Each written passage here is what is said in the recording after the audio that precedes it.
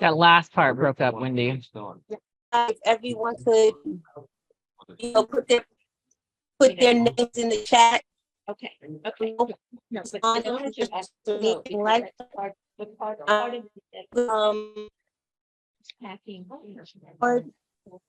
Introduce themselves real quickly for those board members who are on. If we have any elected or any public officials, could you please introduce yourself as well?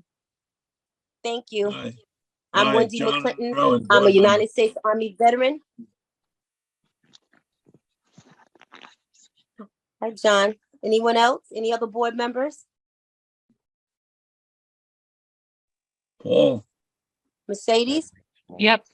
So Mercedes Elias, Marine Corps veteran, secretary of the board.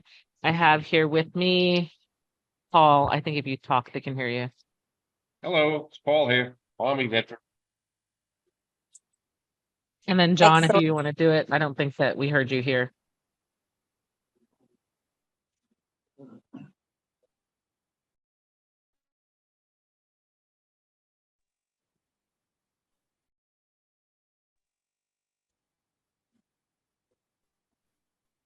John perhaps didn't hear. Otherwise, we do have Craig Caruana from Councilmember Holden's office as well.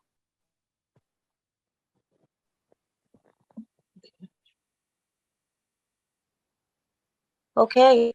Do we have any elected officials, elected or public officials on the phone, or any representatives? Would you introduce? Yes, this is Elena Brady. I'm with Council Member David Carr, who's the Council of 50th District, Staten Island. Happy to be here. Hi, everyone. My name is Umaima. I am from Representative Jessica Scarcella Banton's office. She is the chair of the Veterans Homeland Security and Military Affairs Committee. Hi, Craig Caruana from Councilmember Robert Holden's office, and Councilmember Holden is chair of the New York City Council of Veterans Committee. Thank you. Is there anyone else? Before we do our presentations, are there any words or greetings that any of the elected or public officials that you represent would like to share with our constituents and our listening group? I have just a few points to go over if you want me to do them now. Yes, please. Okay, thanks for letting me go first here. Let me just bring up my notes. Okay, so we're in budget season in the New York City Council. As you know, unfortunately, DVS budget is small to begin with, and will probably face a cut this year as well. The council member has been pushing with the speaker and other council members to set aside money in the budget for a member designated initiative for veterans, meaning every council member would get X amount of dollars specifically allocated for veterans to give out to veteran service organizations. So we brought this up towards the end of the budget season last year, but we've been pushing it pretty early. We don't know if we're getting it yet or not, but we also know a decision has not yet been made. So that's one of the things we're pushing for in the budget. We have, since we last spoke, we're still waiting on legislation to be drafted that would affect veteran vendors. This would be legislation to create a website to get information out there that's more easily discernible for vendors who are also military veterans, and to get better representation on the SVAB. Lots of issues surrounding veteran vendors. We also just met, helped coordinate a meeting between DOH, the Department of Health, and several veteran vendors that was hopefully productive for the vendors, and just, kind of ongoing conversations there. We did submit 2 names for the Veteran Advisory Board at the request of the City Council. As we're understanding, one of those names is now going through a background check. The other, I think, is being held up right now. So we're trying to outreach both parties, both the City Council and the veteran we nominated, just to see if everyone's still interested. So hopefully more to come on that front. in the near future, but one person is going through a background check, as we understand it right now. And then we did have, I thought, a productive meeting with CUNY, DVS, and member of the Veteran Advisory Board, to see how we could better assist student veterans in New York City. The cost of living was a big topic, and possible legislative solutions to it, or just ways we could kind of better assist CUNY in not only recruiting veterans, but keeping them at CUNY and then keeping them in the city once they graduate. So that's all I got for now. Not too big of a brief. Happy to take any questions from everybody. Craig, I do see one question in the chat about the new initiative being discussed with the community earlier this year. Joe, if you can just clarify which initiative you were referring to.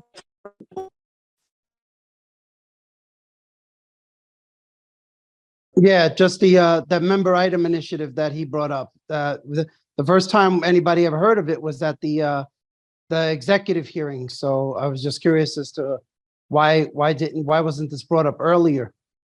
We brought it up last year, and I think was pretty public about it. If sorry if you only heard about it, at that hearing. But typically when we mention it, we get good feedback from all of our constituents.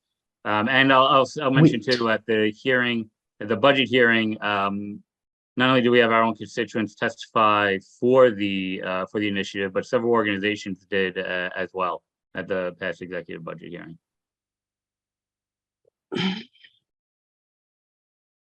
Any other questions? Yes, I have one question. The two individuals that you spoke about that will be joining the board, I think one was approved and one is being vetted. Once those individuals are approved, just to ask, what is the process? Is there a letter that's sent to the chair of the advisory board letting us know that we have new members coming so that we will be able to do the right protocols? So the all the guidance we received from the council was we would like the names of two veterans you think would be good for the Veterans Advisory Board. We outreached those members. We submitted the names. One person is going through a background check. The other person, as I understand it, has not been responsive to the inquiries from the council attorneys. Beyond that, I don't have any other information. So, that's the extent of the process I could tell you. It is my understanding that even if everything goes well with the background check, and even if the person wants to join the Veterans Advisory Board, the speaker would still have to approve. So I think we're still pretty early in the process, even though I want to say it's been a couple of months since we submitted these names. It's my understanding that we're still relatively early in this process. And it's been me actually pegging the council attorneys to be like, what's going on? Otherwise, we probably would not even have heard anything since we submitted the names. Okay, thank you so much. Sure Any thing. other questions? Would any of the other representatives from the other representatives like to give words? Okay. Yeah, wait, Wendy, that- we have one. We have one here in person. Okay, no worries. Thank you.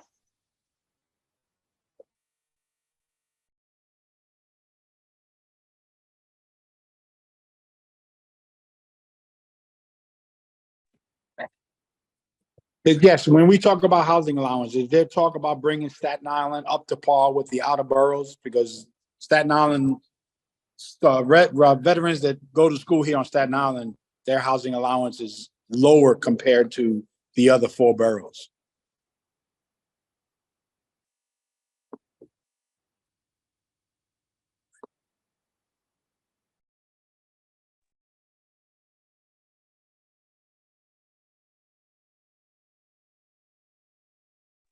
Yep. Hey, no, Joe, thanks so much for the question.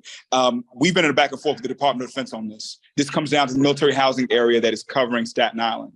Their pushback for us, which has been the same pushback they've been getting from the federal electors for years on this issue, is, this is this is a separate military housing area, Staten Island, from the rest of the city. So they're looking at this, and they're also looking at certain parts of Jersey as well as Port Amboy. Like they're looking to them, it's all Port Amboy, it's Staten Island. We're pushing back saying, you know, what we don't, this is the only place in the country where a military housing area does not cover an entire city, where a city's been split up between 4 of the boroughs and then Staten Island. They come back to us now and they're saying, you know, if we did this, if we did, you know, merge one military housing area, the other 4 boroughs would see their BAH amount go down by $300.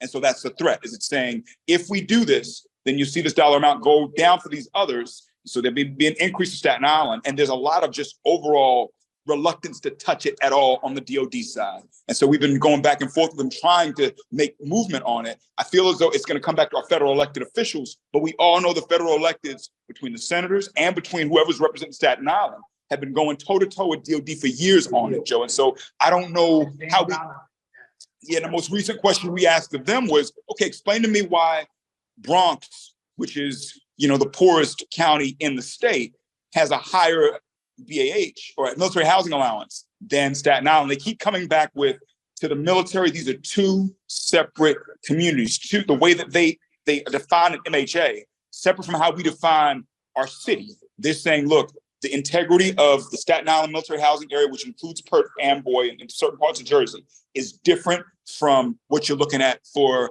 the other boroughs. You just got to take that. And so that's the standstill we're at right now. We'll make a run and see if there's anything else our federal electeds can do on this. But this is an issue that's been up in the air for years. And what they keep throwing out there is they say, hey, look, if you do this, you'll reduce that. There's no way we can see it where it's almost like a zero-sum game we're in. So if they merge these MHAs, they're saying you'll see Manhattan, you'll see Brooklyn, Queens, Bronx go down. And that's where we are on this, you know? And so we've been, just know that there's been active communications with the folks who manage this program at the Defense Department. As recently as like just these past few weeks, it's been a back and forth to figure out how we can get some traction. So yeah, I wish I had better news for you, man. So yeah. By the way, this is gonna come up later this week when the Congresswoman here on Staten Island has her veterans meeting. And she plans to include it in the NDA for this year, the NDAA. So yeah, that's good enough. Right now, it's a good. It keeps. We're in a place where it's got to be from the federal electeds as far as pushing it, and how much traction can they get? Because you know, I tried through my capacity as commissioner to make the case, especially the question of. To me, it divides us at the end of the day. That's what this does. When we have, I mean, I'll even go beyond that. What it's doing is it's restricting veterans from coming to Staten Island. That's what it's physically doing. Defense will say to you, they don't care about the veterans. I know, they don't care. All the active duty. I'm with you, Paul. What defense will say is we care about those who are currently serving. Active duty, like the largest Coast Guard base in the country. I'm with you. But they'll say we only are concerned with the military aspect of it. We don't care about the fact that the veterans, you know, housing allowance is pegged off. But we just look at it as MHA, and to us, these are 2 different communities that in composition and everything. So you have the Coast Guard living here on Staten Island who can't afford to feed their kids. So we've got to have a food pantry here to keep them going. And so when I brought that, the comeback was we've done the largest increase in BAH in years. It's like a 12% increase across the boards that occurred as a way to help mitigate that. And there are other programs that the DOD is trying to roll out, whereas I keep coming back with, we need integrity. We are one city, and this doesn't help at all. Like, we need to be of one accord, and it shouldn't be something where it's a zero-sum game. We've got to bring all of our brothers and sisters up. This is, as much as I'm able to do with the commissioner hat on, it really goes back to what our federal elected. The other part of that, though, too, is that our federal senator, Gillibrand, has already been down here and has vowed to work with Malliotakis, which would be great because it's across the political lines. So hopefully that could break something free. There's no guarantee in any of that, but she's been here and visited the pantry and was appalled. Yeah, I saw them on. We saw the report that was about. But know that we're working on our end on the city side. This is the best we can do on this. And it's to hold the line also. Whenever someone says, well, look, if we did do this, the boogeyman is do this, and we got to bring it down for these other boroughs. I don't accept that. But this I don't is either. it's on our federal election. So yeah, and I'm sorry, I didn't mean to go off on the tangent. No. This is what's going. We are actively working this issue. So just so you know, Jim, yeah. Well, I know that. I know that. It's just been working for years now. That's all. It's just crazy. I'm sorry. That's all right. No need to be sorry. It's out of your hands. But your key on this is contact your representatives and your senators and make it known. Yeah. Because they respond to political pressure. Yeah.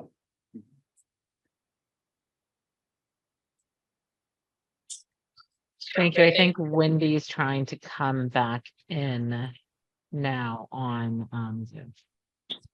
You better turn this off. You just mute it.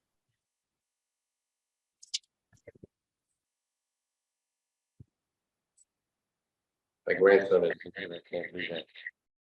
There you go.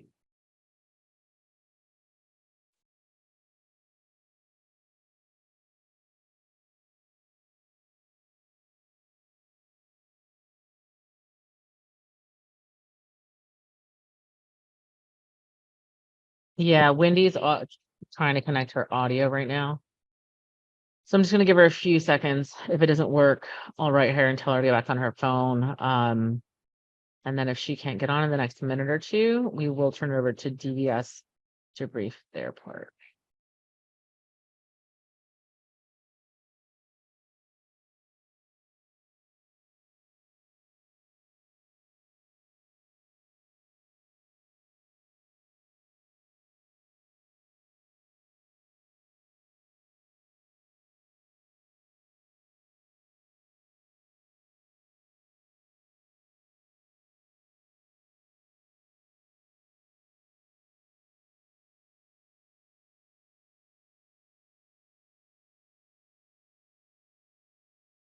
Okay, Wendy, we're better with your iPhone than the computer. Yeah, I'm trying. I'm having a hard time with all of this technology that this is ridiculous here. In and out. Okay.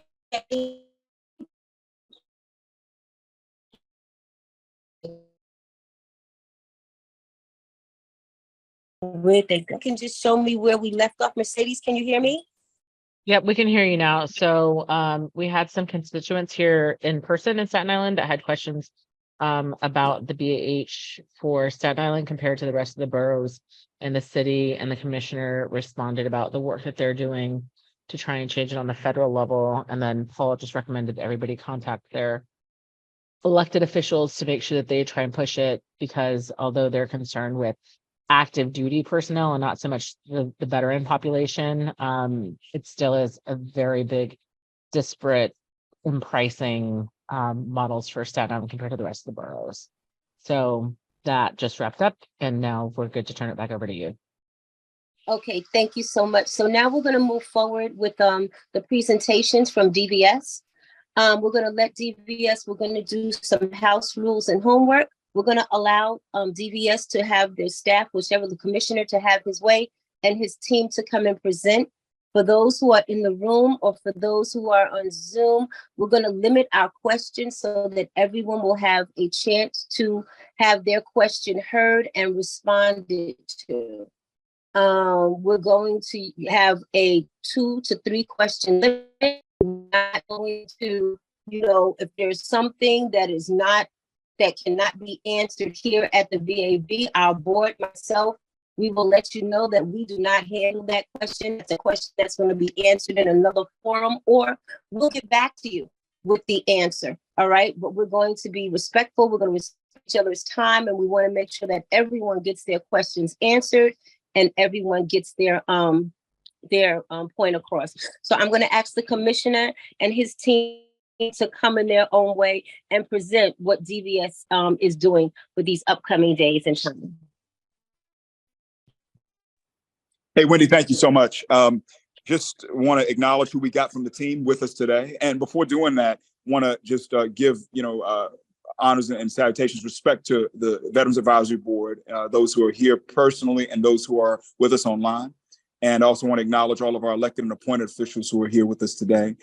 Just so you know who you have here from DVS, you got myself, James Hendon, Commissioner for the Department of Veteran Services. We also have Lauren DeMello, Dr. Lauren DeMello, Executive Director for Care Coordination and Mental Health.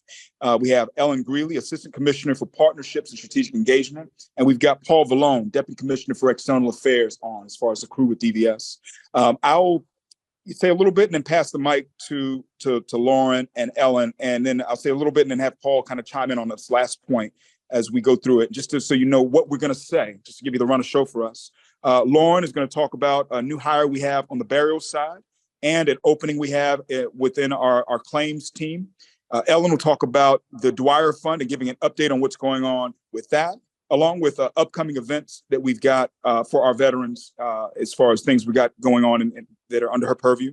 And then I'll speak a little bit about city council contracts and data sharing. And so Paul and I will kind of own that piece. And so without further ado, I'll pass the mic first to Lauren DeMello, our Executive Director for Care Coordination and Mental Health. Hi, everyone. Good afternoon. Thank you for having me. So I think the first thing I'd like to speak about is that we have a new hire. Her name is Patty Jacobs. She's our new burials care coordinator. She coordinates indigent burials on behalf of DVS. She's a second-year doctorate student in public health. She's a very quick learner and she's doing a great job thus far. She was hired at the beginning of last month. So far, so good. If you need any contacts in terms of where can you send your burials, they would be directed towards her. So she's one of my direct reports. Addition to that, we are hiring for a new position. The exact title is called Manager of Clinical Services. And that person, we are looking for a subject matter expert in benefits and claims processing, which will also oversee part of care coordination and will also be a direct report. That posting is currently up. So if you know anyone who would fit that role, please encourage them to apply. Does anyone have any questions? Okay, I'll pass it back to you, Commissioner. Thank you so much. Thank you. We just put the job posting in the chat, a link to it. Also, you'll see it in our newsletter as far as, newsletters. Really, if you look at, go to nyc.gov/vet newsletter, or wait till you receive the most recent newsletter, you'll see at the bottom as far as the job opportunity space, more about where you can follow it. But you can also click it as far as the link that's placed in the chat to that job opening that Lauren just referred to. I'll pass it to Ellen Greeley from our team. Hi, just wanted to give you an update on a number of different activities and events that we're holding.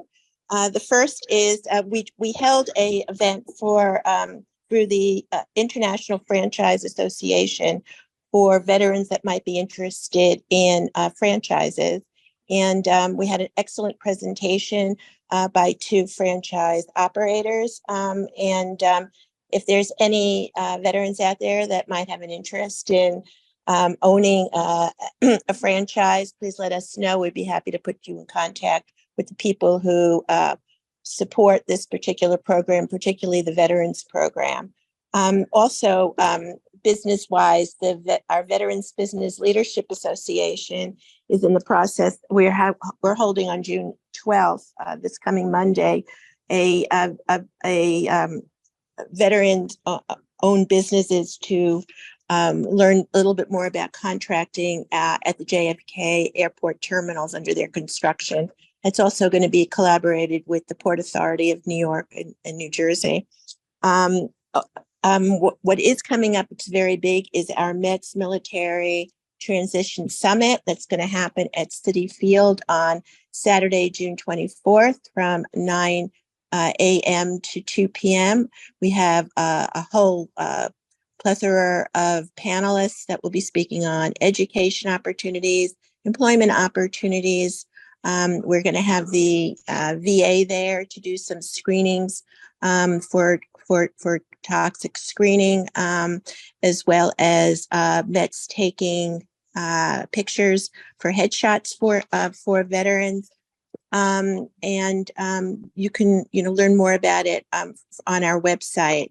We've done a huge amount of outreach to those transitioning service members who have decided to make New York City their home, as well as veterans that are living in Westchester and in Long Island. It's going to be a really exciting day, including a food that the Mets are going to supply, as well as a tour of the stadium. So I encourage everybody out there to come on board. It's free parking, and there's no admission. And there'll be we have about 40 different people who are tabling between educators and employers and other community-based organizations. It should be incredibly exciting. So that's happening. We are looking for volunteers. We have our Veteran Voices Project. We're looking for some volunteers to help us interview veterans at St. Albans. If that's a possibility, please let me know. We can do some trainings for you.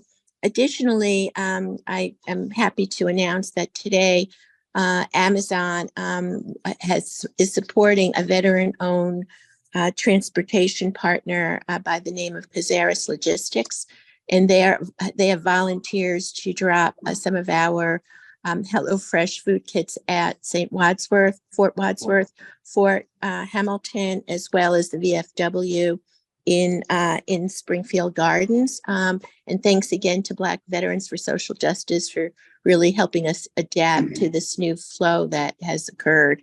So those are just a few of the areas that I've been active in. Additionally, with Dwyer, there have been 21 organizations that responded to a request for information.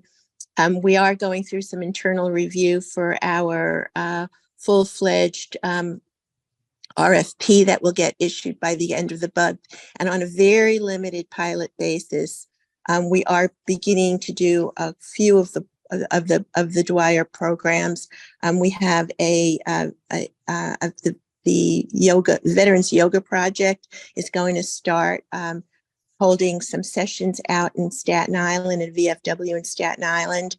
And also we're working with Columbia University to help with some equine therapy. But these are, they hopefully will start by the end of the month, and we're pushing and moving towards that at this point in time, kind of testing it out in this particular basis. So that's from me. Happy to answer any questions. Ellen, there was a question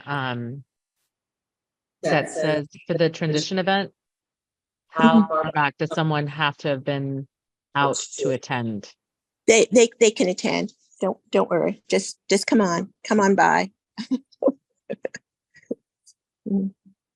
Where is that yoga therapy on Staten Island? What VFW? Gold Star Post, it's at the Legion Post. Can you just say that a little bit louder, Paul? It's gonna be at the Gold Star Post of the American Legion. 17 Cannon Avenue. It's not a VFW post, it's a Legion Post owned by them. Okay. Should be starting next week. We'll promote it. Yeah, we'll promote it. Yeah, absolutely. So just on a very limited type of basis. Okay, I'm turning it back over. All right.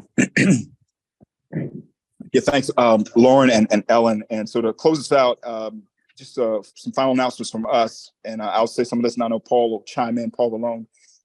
Some updates. One is that we do have approval now to process discretionary contracts as an agency. And so for us, right now we're starting in a pilot as far as this year, just focusing on a handful of our $20,000 or less discretionary contracts that the council awards. And so we're working with council finance to identify what those are.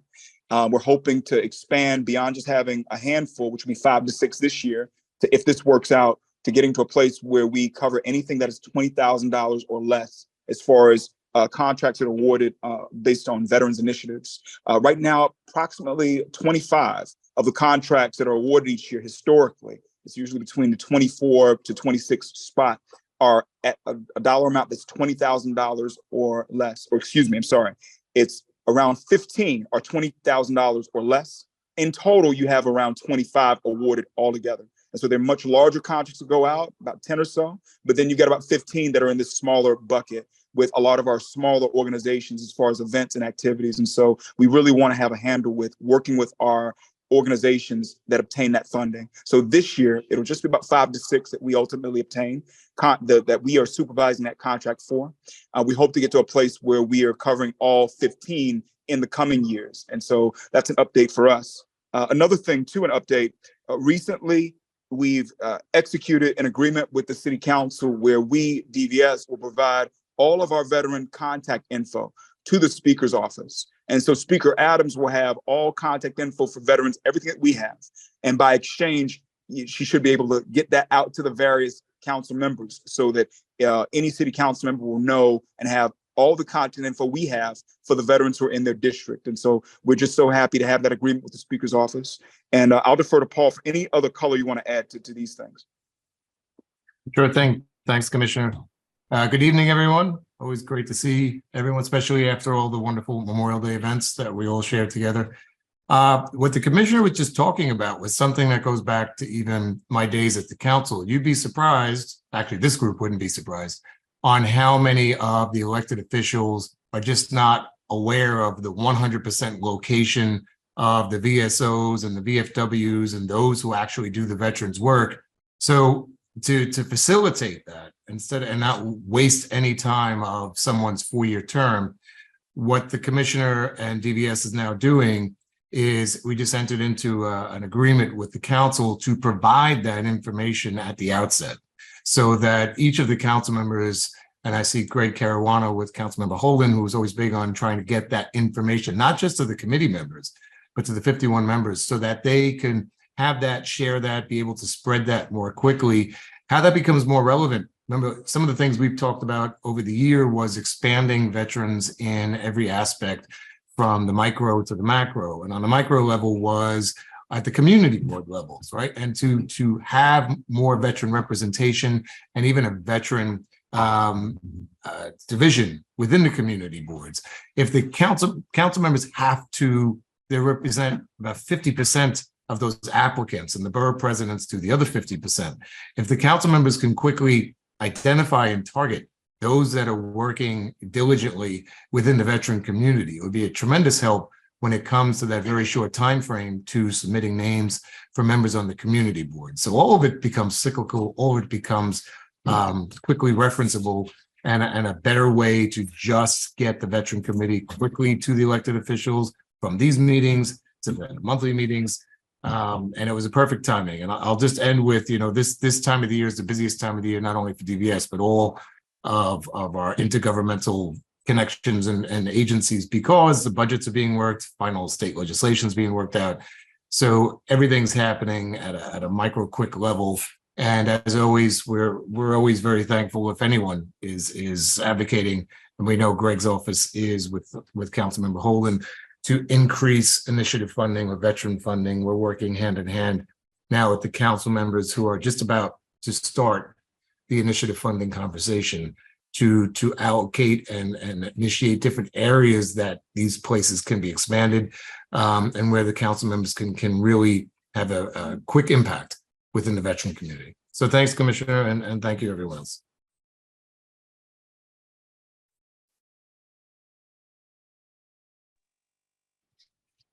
Yeah, thanks so much, Paul. Also, I want to clarify something. Forgive me, all. First off, we are going to do a pilot of about 5 to 6 this year that are the small dollar contracts. I want to correct this. It's roughly 50 or so contracts in total. Once you look at those that are 20,000 or less, you get to that 20, about 25 or so. So about 50 contracts in total, typically each year, roughly 50 in total. There's some larger contracts that are awarded. When you put a cut on it of 20,000 or less, you get to the 20,000, you get about, 25 or so. So half are $20,000 or less. When you go further down, as far as saying 5,000 or less, that's when you get to that number of about, 15 or so, when you get to the very small dollar amounts. And so for us, initially, we want to start by taking 5 or 6 of those very small dollar contracts. We want to start to graduate as we get a better handle on this, because it's a new thing we're doing as an agency to get more and more of that pie of those that are 20,000. We'd like to get to a goal where if you are receiving a contract where it's less than or equal to 20,000, where DVS is the group that will help you process this. And it wouldn't be the Department of Youth and Community Development or the Department of Health and Mental Hygiene or the Department of Social Services, et cetera. But if it's a lower contract, dollar amount, that it is us. And so for us, that's the long-term goal. It's our first rodeo. So for now, we're just going to take 5 to 6 of them. So that's all I have as far as announcements from us. So once again, Lauren mentioned us having someone else on the team now to help with burials. She also mentioned that we have the client services manager position open, which is someone who is going to be our senior person with claims. You've heard from Ellen as far as the various activities on deck between Dwyer, between the upcoming Military Transition Summit, things involving the Veteran Business Leadership Association, et cetera. And you've heard from Paul and I about this situation with council contracts and with data sharing. And to be clear, we're looking at sharing all the veteran data that we have as far as everything that we have. We want to make sure the speaker's office has it so that by exchange, our city council members can have it. And so with that, we're happy to open up to any questions.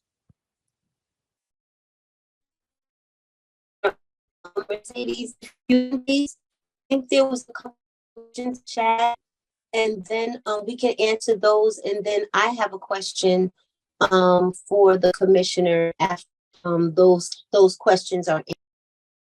Yep. So the only question in the chat that has not been addressed is, would organizations be eligible if they got approved for a contract less than 20 to get multiple approved to be like over 20 in aggregate?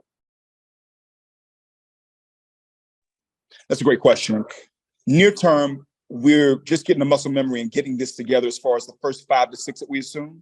Down the stretch, the line will be anything that is 20,000 or less we want to own down the stretch. And so you would have a situation where, let's say a Vietnam Veterans of America chapter, or another group has multiple contracts that are less than 20,000. We want to be that shop that has that contract in working with that organization. So that's the long-term goal. So yeah, I hope that answers the question.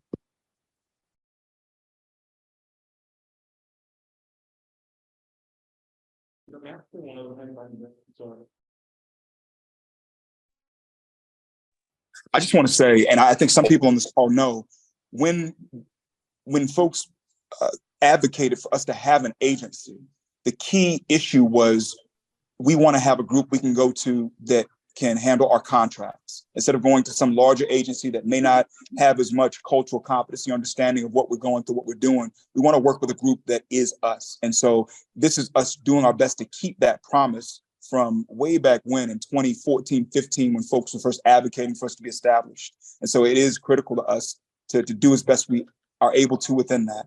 I don't see us in a future where we have larger than $20,000 contracts right now. Because for those, if you're a group that has a $50,000 or $200,000 or $300,000 contract, it may be more appropriate as far as you working with these larger agencies that's used to working with those larger contracts. But for a smaller veterans group, or anyone who is working in our space where they may need additional support, we want to be here to be sure to give it to our brothers and sisters to make sure that they stick the landing and continue to work within these activities. Another link I'll add to the chat too is the page that we set up for council discretionary funding. The deadline occurs in February, so it's already passed, but it's great as an instructional guide for anyone who's looking at applying for council funding with the next cycle come next February. And so I'll put that in the chat as well. So thank you.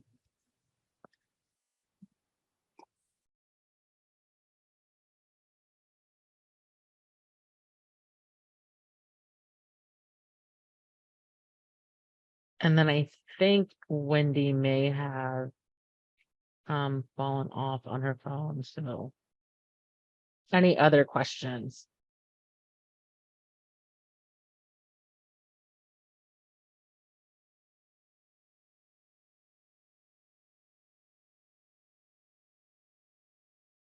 Would you say, Paul? We can wait a couple minutes, but I think she had additional question herself. And then we'll brief what we have. So let me just get a hold of her. Sure. We want to do everything we can on this council discretionary funding issue to demystify this process. And so for any veteran organization that needs assistance or technical support as it's applying for things, we urge you to take advantage of our Veteran Business Leadership Association. And that we put the link in the chat, it's nycvbla.org. And so for anyone who's looking at applying in the future for council discretionary funding. And even once you receive it, when you just need someone to help you walk through navigating this thing, please take advantage of our Veteran Business Leadership Association. Same thing goes for those who are looking at applying to Dwyer. The Dwyer program, it's being pushed through Passport, which is a city's contracting vehicle. And that can be daunting to folks who haven't touched this kind of stuff before. And so please leverage our VBLA for that as well. So if you need support or assistance navigating the process of applying and then managing a contract when you win it, if you win it from the city council, or if you're looking at assistance in navigating Passport as you apply for Dwyer funding, please leverage the VBLA where we can have someone who can work with you so that we don't want that to be a barrier to entry for any of our folks. So, yeah.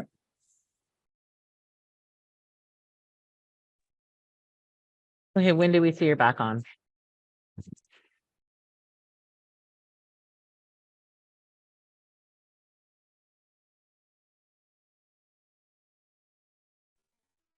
I'm trying to figure it out. It's working from home and this electronics is getting to me here. Okay, can you hear me, Mercedes? Yes. Okay.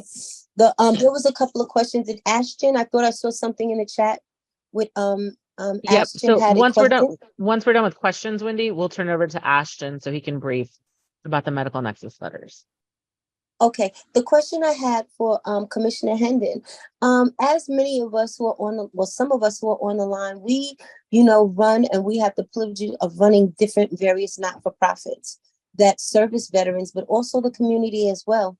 We understand that, you may have a smaller budget,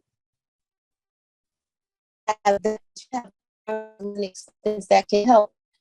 Other not-for-profits that service veterans, or maybe want to do in-kind services, how can they help to assist with things to give you a farther reach to the veteran community so it can do more for the greater good? How can we assist with that? Wendy, thank you for that question. I'll say a few things and I'll pass to Ellen, who's our Assistant Commissioner for Partnerships, to add on.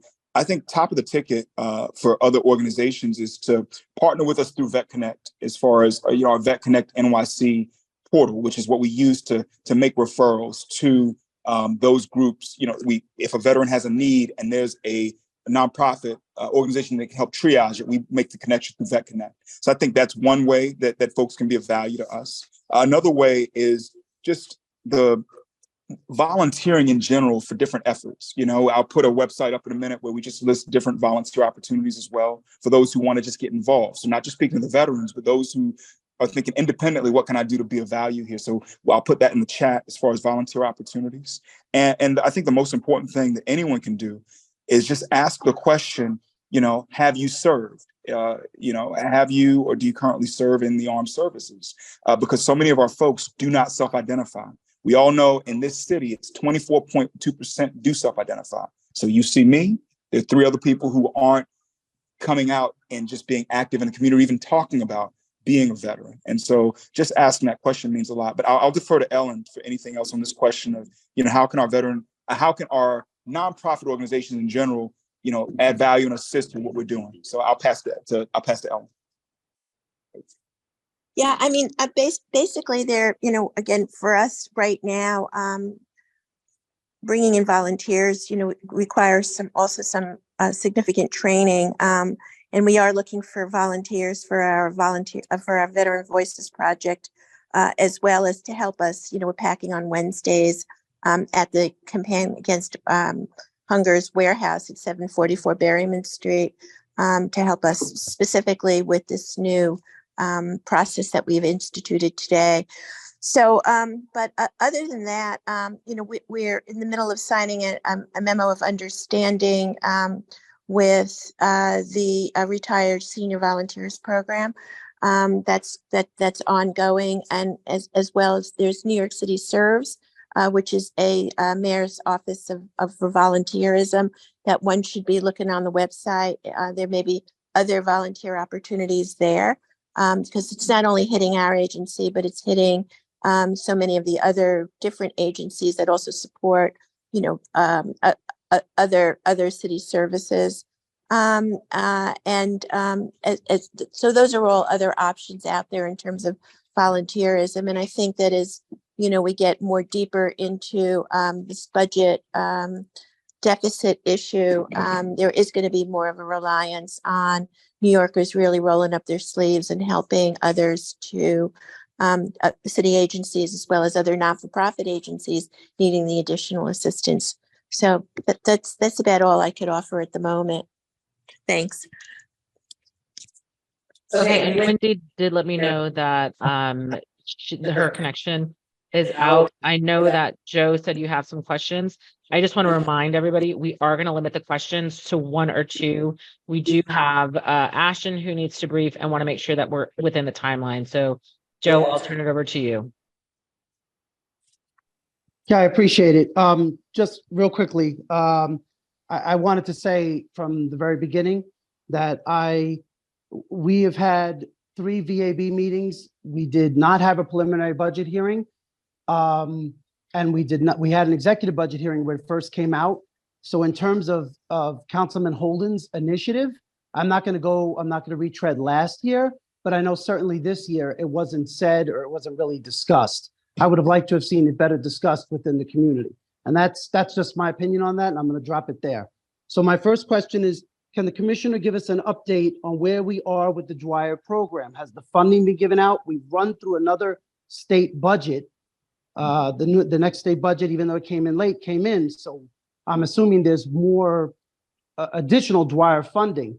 So can you tell us like what stage of getting out that funding you're at?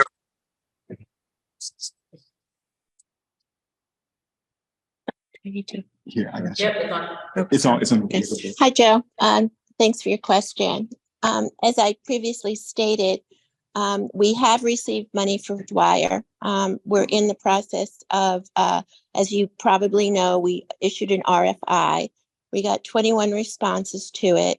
We have, I've drafted the RFP, but it's going through internal review, which is important not only from our agency's perspective, but also Mox has to review it, the Mayor's Office of Contract. So that's where that sits. Those are, and so we will allocate the money on a very limited pilot process.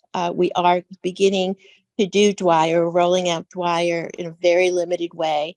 And we have 2 organizations that are willing to quickly respond and help us roll it out. One is VFW in Staten Island, which is going to host the Veterans Yoga Project.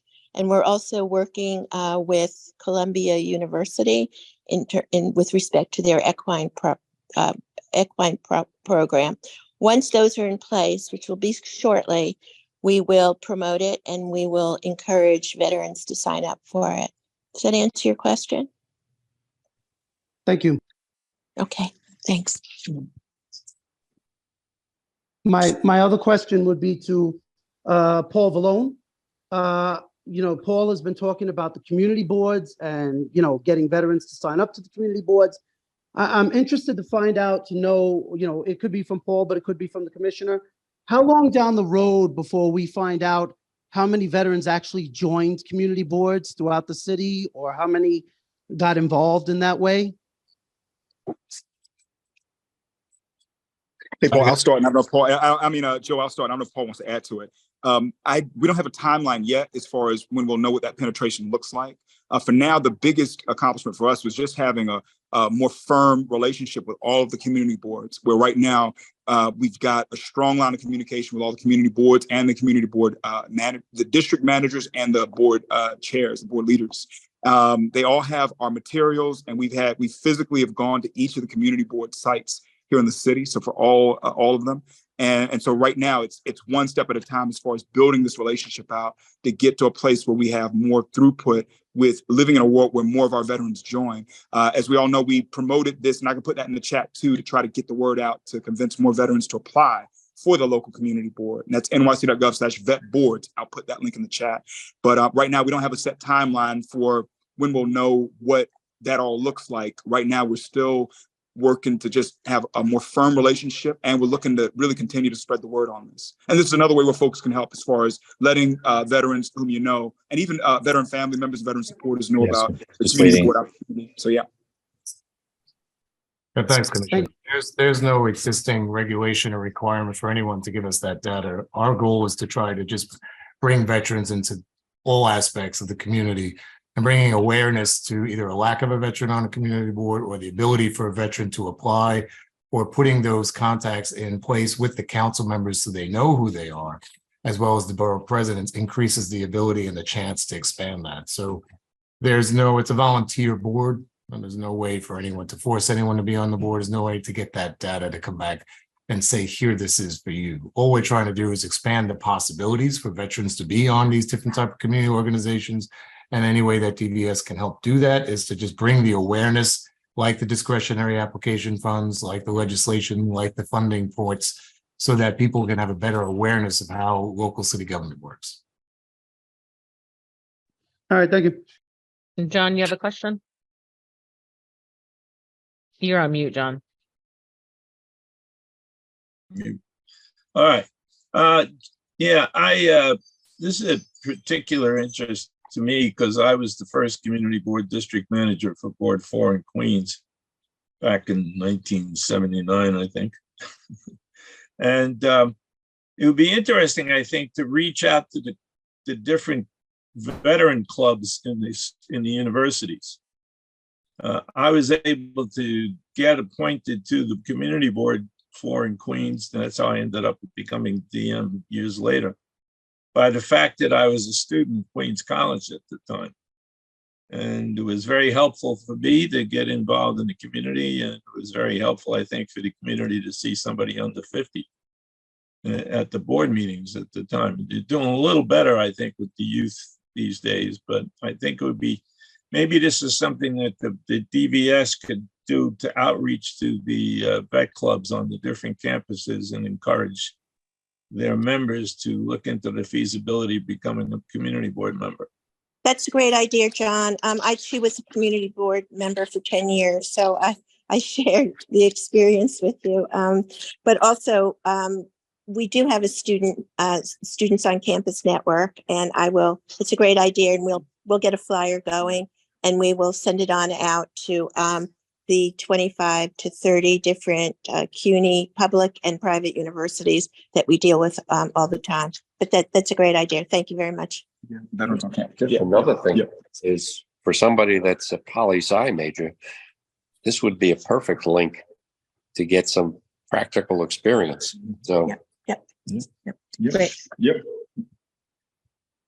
And John, it was great to see you and the acknowledgements you received at the Queens District Attorney's Memorial Day event. It was great to see the ovation you received. And why not go back to the community board? They can always use your help, John. All right, thanks everybody. I will turn it over to Ashton to brief an update on obtaining medical nexus letters. Thanks so much, Mercedes. Thanks, TVS and VAB and everybody here. We recently, I'm Ashton with MJHS. We work in hospice and palliative care. And for Memorial Day, we did a program focusing on medical nexus letters. We had a sizable audience who we polled, and 83% had no familiarity with them at all. And most of them worked with veterans. So we just sort of demystified it. We alleviated some of the concerns shared by medical providers, shared the power of a medical nexus letter. One person who was there had applied for veteran benefits, got denied, appealed it 3 times and was denied, got a medical nexus letter, and she's now 100% service connected. So I'm going to post a link to the video. It was recorded. Anybody that works with veterans who may benefit from this or just has an interest, I would encourage you just to check it out. Thank you so much. And I hope everybody is near an air purifier today. It's pretty awful, as we all know. But thank you so much for always, no matter what the weather's like or what the environment and danger out there, you always host these videos and these meetings. So thank you so much. Thanks, Ashton. And again, thank you for everybody who came out to participate today. Wendy, like I said, Mercedes, real quick, is the annual report up on DVS's website? Do you know? that I do not know. Is it posted up yet?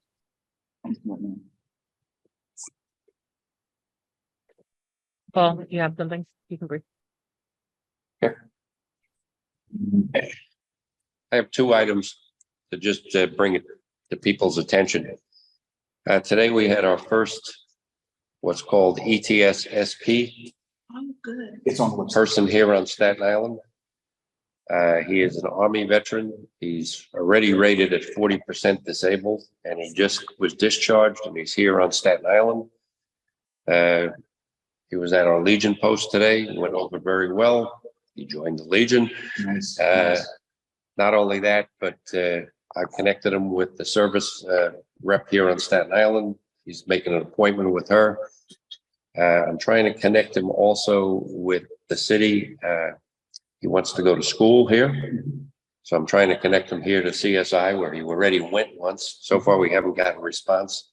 So I may need some assistance. Let me try working it nicely first before we drop things. I'm his mentor. And the third thing that we're looking for him is for job opportunities. So I'll be connecting through you folks. I'm also going to one source on him, but interesting. We're going to try to bring him to the PPS meeting tomorrow. Great. Connect Pro. Yeah. Okay. The second item that I have is that, and we have talked about this at the executive meeting. For those of us that have posts, we know that every year we're required to file our federal tax exemption status, I-990. However, to keep the building tax exempt in the city of New York, you also have to file more paperwork to get that. And to be perfectly honest, to me, that makes absolutely no sense. Our I-990 is on the federal website. It may require a changing the law, is my understanding, but I leave that to the commissioner to discuss. But it's just one more thing that you have to do, or otherwise you lose your tax exempt. No, thanks, Paul. Oh. I accidentally muted this one. I'm sorry. All right.